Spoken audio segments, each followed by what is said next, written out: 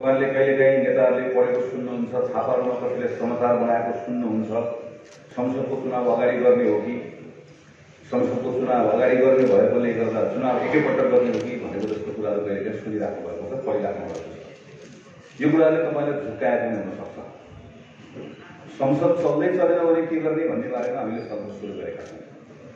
हामी मङ्सिरसम्म Nepal communist party UML नारा लगाइराख्ने, हामी संसद गइराख्ने, संसदको काम कारबाही केही पनि अगाडि नबढ्ने, कुनै नियम कानुन संसदले बनाउन नसक्ने यो अवस्था यतिकै राख्ने पक्षमा छैन। हामी कि नेकपा एमालेलाई फकाएर ल्याउँछौँ कि हामी नेकपा एमाले नारा लगाएकै बिचमा कानुन बनाएर जान्छौँ। यो दुईटै कुरा नगर्ने हो भने हामी कुनै विकल्प खोज्छ। तर जुनसुकै विकल्प खोजे पनि त्यो सङ्घको संसदको कुरा हो। नेपाल सङ्घीय व्यवस्थामा छ भन्ने कुरालाई बुझ्नु पर्यो। त्यो सङ्घको संसदको कुरा हो। सङ्घको संसदको कुरा र स्थानीय निर्वाचनको कुनै सम्बन्ध छैन। स्थानीय निर्वाचन नेपालको संविधानले व्यवस्था गरेको छ, नेपालको कानुनले व्यवस्था गरेको छ, सरकारले निर्णय गरेको छ। त्यसैले सङ्घको संसदको बारेमा निर्णय जेसुकै भयो भने पनि वैशाख 30 गतेको निर्वाचन एक दिन पनि तलमाथि हुँदैन। नेपाल कम्युनिस्ट पार्टीको एमालेको केही नेताहरूले हामीहरू भनेको सुनिरहेका छौँ कि निर्वाचनबाट सरकार भाग्न खोज्यो। म यही मञ्चबाट नेकपा एमालेका नेताहरूलाई पनि तपाईँको मार्फतबाट पनि उहाँहरूलाई सुनाउनु पर्ने भएको छ, भन्नुपर्ने भएको छ। नेकपा एमाले वैशाख 30 गतेको स्थानीय निर्वाचनमा देशभरि काङ्ग्रेससँग हाल्न तयार भएर बसेको हुन्छ। निर्वाचन एक दिनभरि अब वैशाख 30 गते निर्वाचन गर्ने भनेपछि निर्वाचन जित्ने मैले भन्नु त भनिरहेको, तर निर्वाचन जित्ने कुरा मैले एक्लै यहाँ बोलेर मात्र हुन्न। आजको विषय जुन तपाईँले उठाउनु भएको छ, हामीलाई सुदृढ सङ्गठन पनि चाहियो, गतिशील नेतृत्व पनि चाहियो। सिन्धुपाल्चोकको सबै पालिकाहरूमा शानदार ढङ्गले एकपटक नेपाली काङ्ग्रेसले पहिला भन्दा अझ राम्रो परिणाम ल्याउनु पर्नेछ। निर्वाचनको सन्दर्भमा भारतको एकजना निर्वाचन विज्ञ भन्छन् उनलाई, प्रशान्त किशोर, जसले लामो समयदेखि भारतमा पालै फिर्यो, कहिले भारतीय जनता पार्टीलाई, कहिले कङ्ग्रेस पार्टीलाई, कहिले अस्ति ममता ब्यानर्जीको पार्टीलाई उनले चुनावमा लगातार मद्दत गर्दै आइरहेका छन् र उनले सबैभन्दा सफल निर्वाचन विज्ञ पनि मानिन्छ।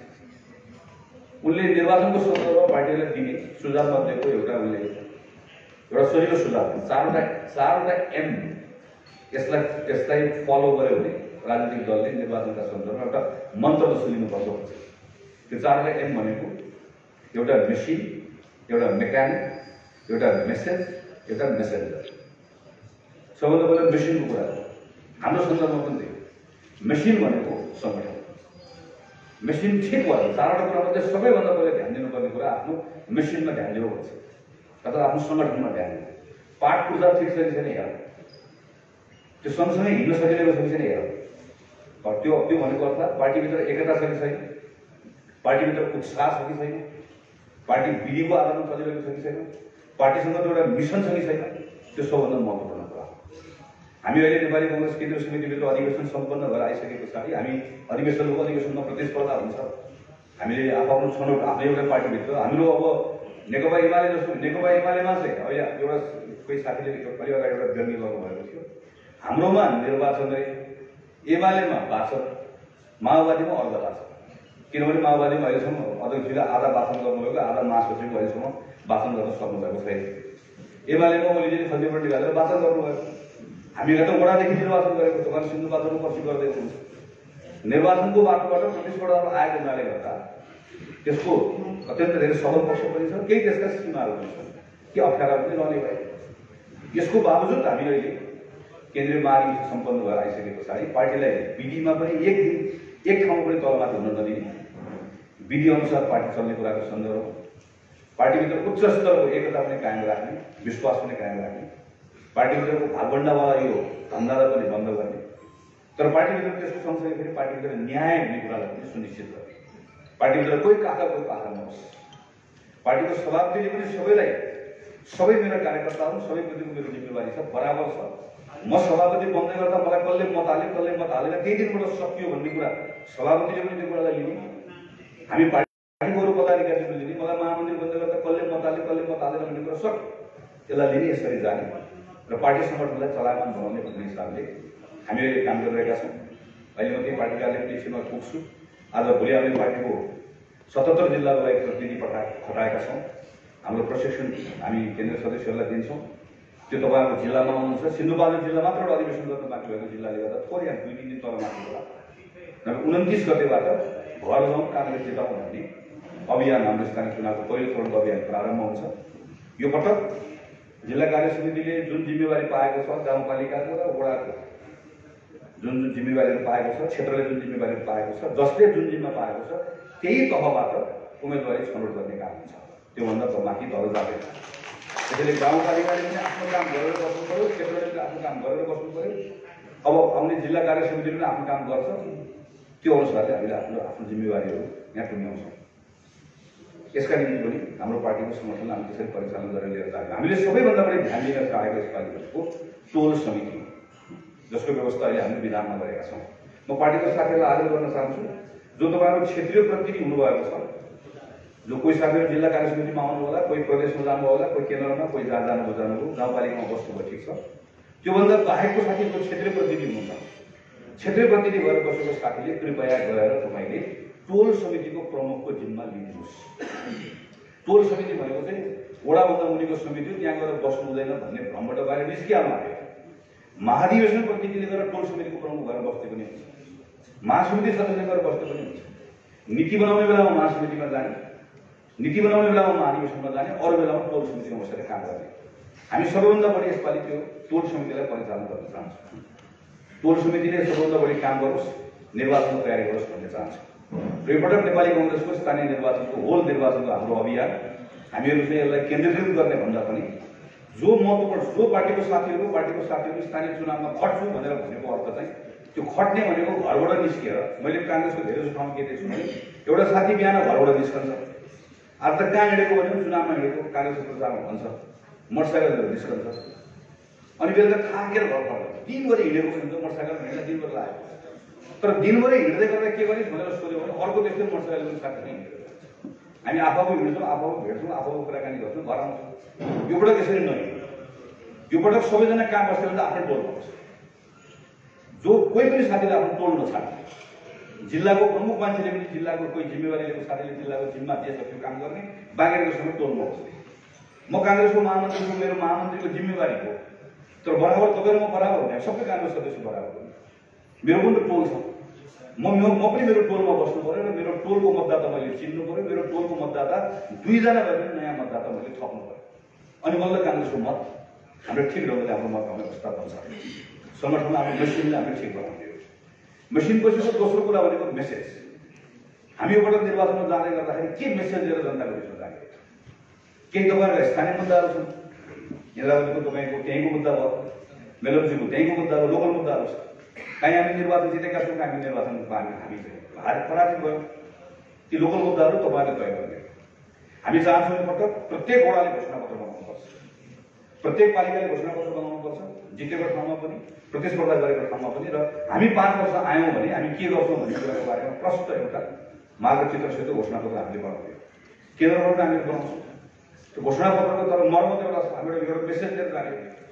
यो पटकको मेसेज दिएर जाने गर्दा 2-3 कुरा जनताको बिचमा लिएर जानु पर्छ। हामीले 2074 सालमा 2टा कम्युनिस्ट पार्टी मिलेर एउटा कम्युनिस्ट पार्टी उहाँले बनाउनु भयो। त्यो कम्युनिस्ट पार्टीले 5 वर्ष शासन चलाउने जिम्मा पाएको। अहिले प्रधानमन्त्री शेरबहादुर हुनुपर्ने नै हो। अहिले प्रधानमन्त्री कि केपी शर्मा ओली हुने हो कि माधव नेपाल हुने हो कि पुष्पकमल दाहाल हुने हो कि उहाँको कुरा, तर कोही न कोही कम्युनिस्ट पार्टीको नेता अहिले प्रधानमन्त्री हुनु पर्यो। अहिले प्रदेशको मुख्यमन्त्री पनि 5-7वटा प्रदेशमा कहीँ पनि नेपाली कांग्रेस हुने हो, किन हामी अघिल्लो निर्वाचनबाट हामीले त्यो म्यान्डेट पाएकै हो र हामी त्यहाँ बस्न हाम्रो चाहना पनि हो। हामी यो 79 सालको मङ्सिरको चुनाव जितेर मात्रै हामी यो संसदमा बहुमत ल्याएर मात्रै सरकार बनाउन चाहन्छौँ।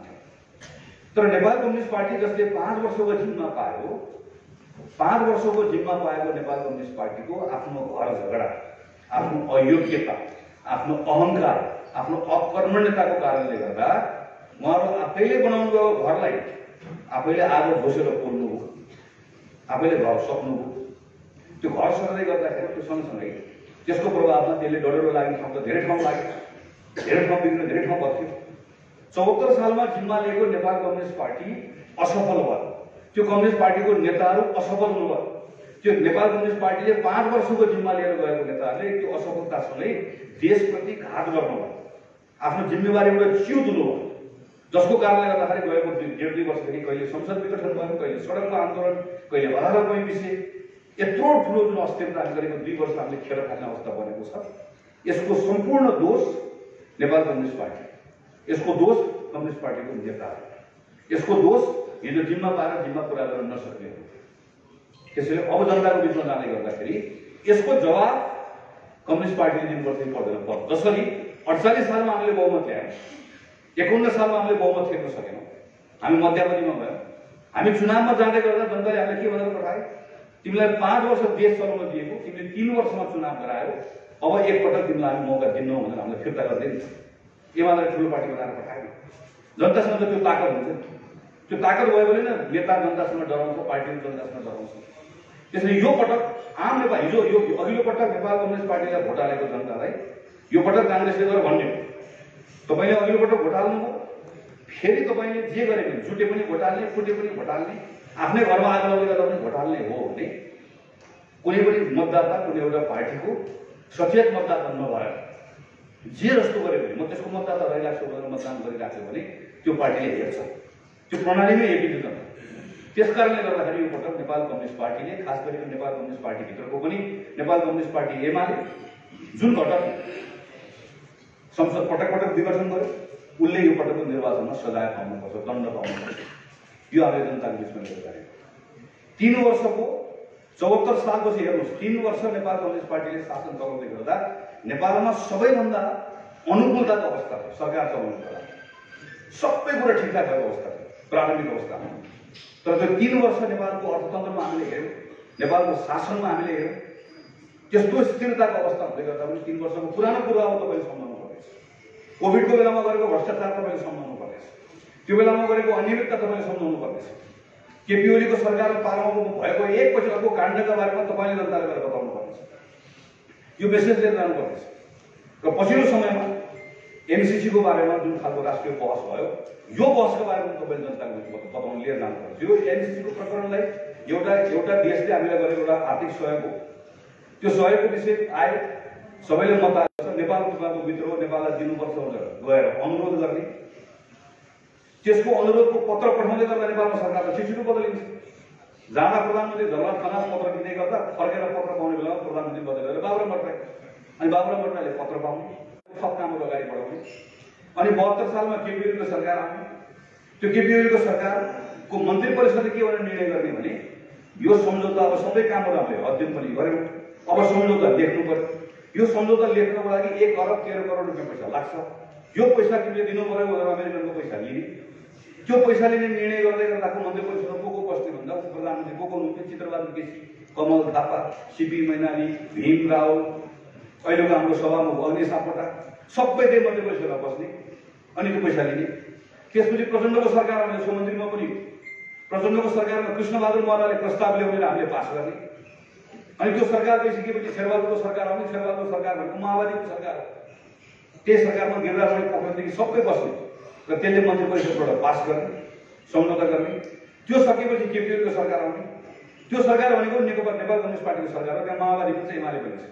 त्यो सरकारले निर्णय गरेर संसदमा दर्ता गर्ने, 2075 साल माघ 25 गते निर्णय गर्ने, 2076 साल असारको 15 गते संसदमा दर्ता गर्ने, अनि दर्ता गरिसकेको केही दिन पछाडि अनि 1 पछि अरू कम्युनिस्ट नेता आउने, त्यही हस्ताक्षर गरेर अनि आएर चाहिँ त्यसपछि गएर यस्तो दलाली गर्न पाइन्छ भने, देशमा गद्दारी गर्न पाइन्छ भने,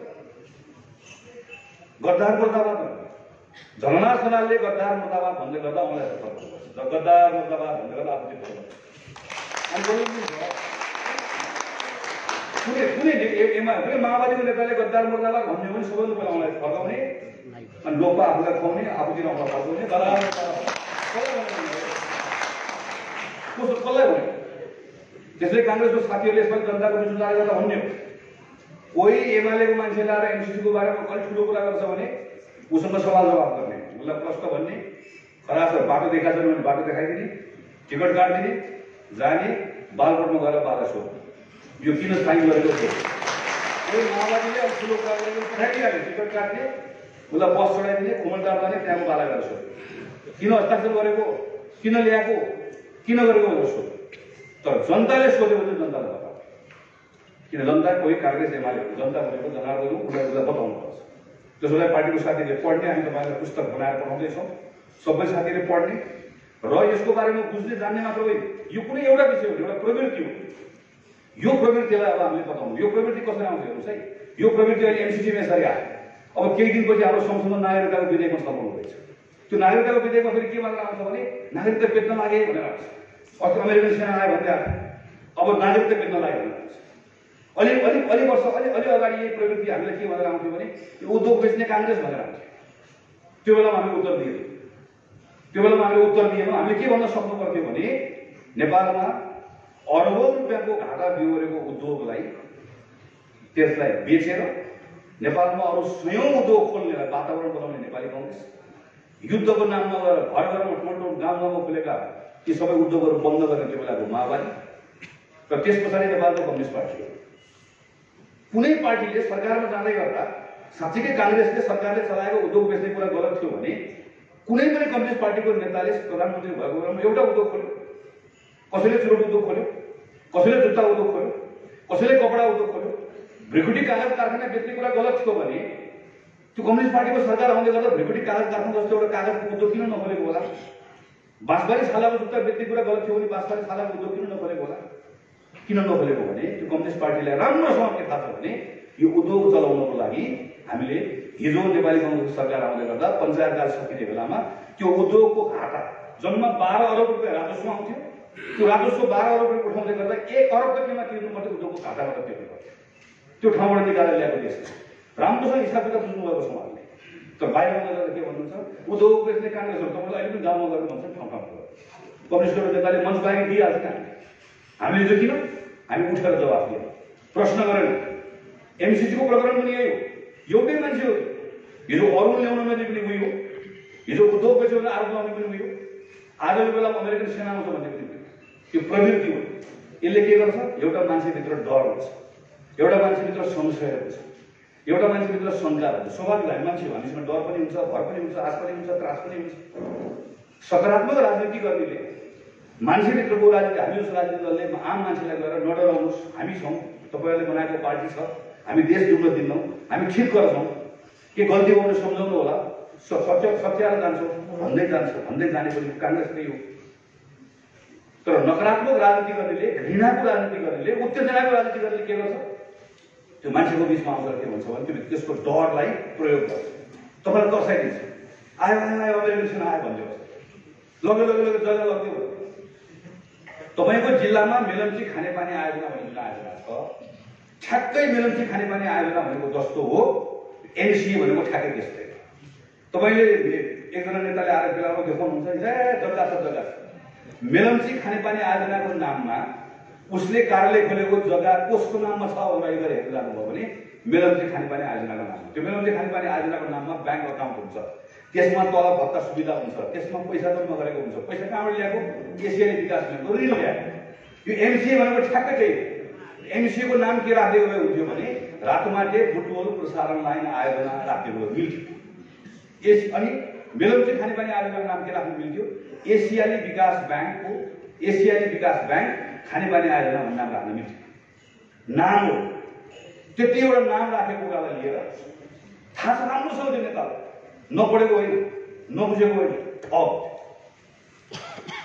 उसले त्यो ठग भएकोले गर्दा उसलाई के थाहा छ भने दोकान चल्छ, भ्रमको दोकान चल्छ, उत्तेजनाको दोकान चल्छ। यो भ्रम र उत्तेजनाको दोकान चलाएर तपाईँभित्र भएको डरसँग खेल्न आउँछ। त्यो भएको कारणले गर्दाखेरि उसले उत्तेजनाको राजनीति गरेका छ।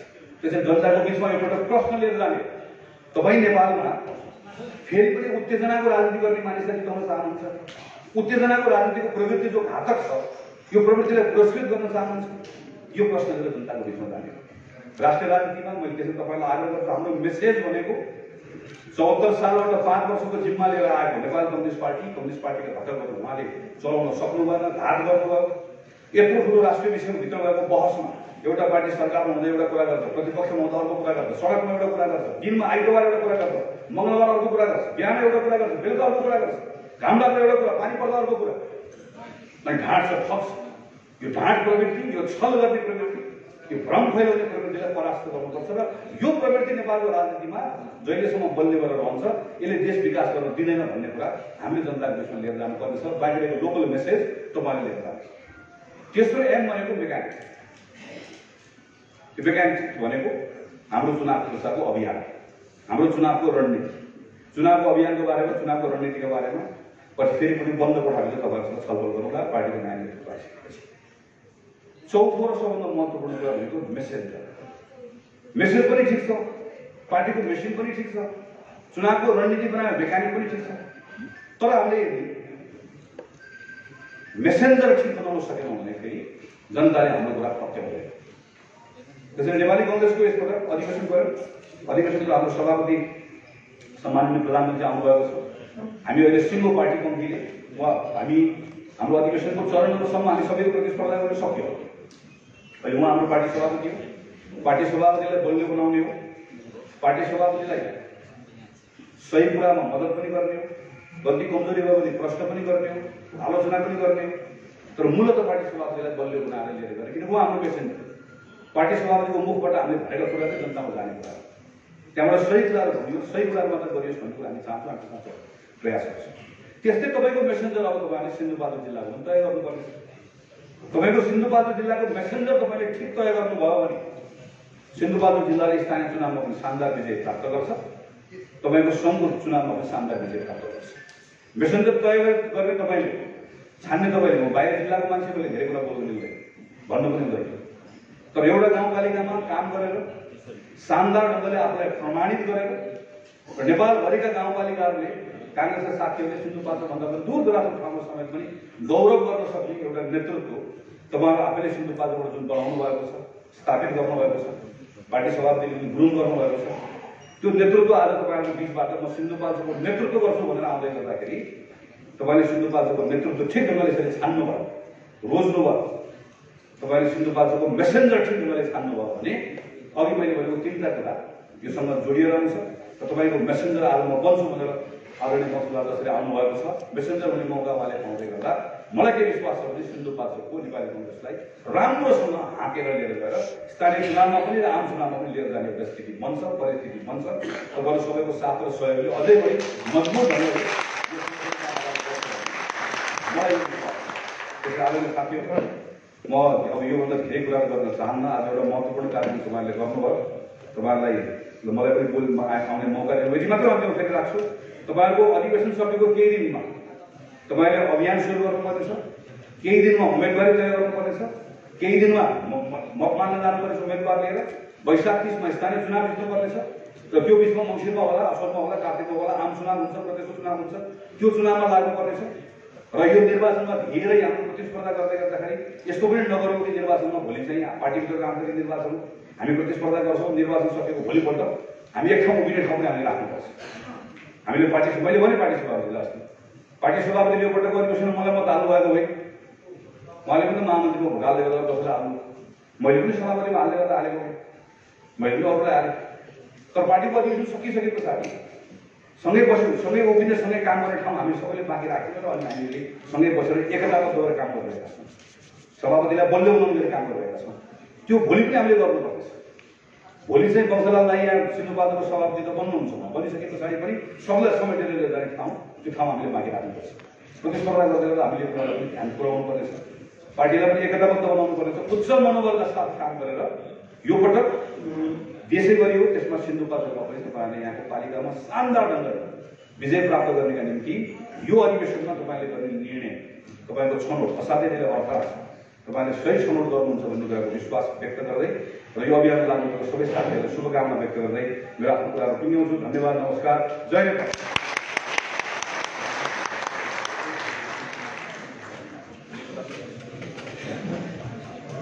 धन्यवाद आदरणीय महामन्त्री कार्यक्रमको प्रमुख अतिथि आदरणीय गगन कुमार थापाज्यूलाई। उहाँलाई यो कार्यक्रमको विजय पश्चात पुनः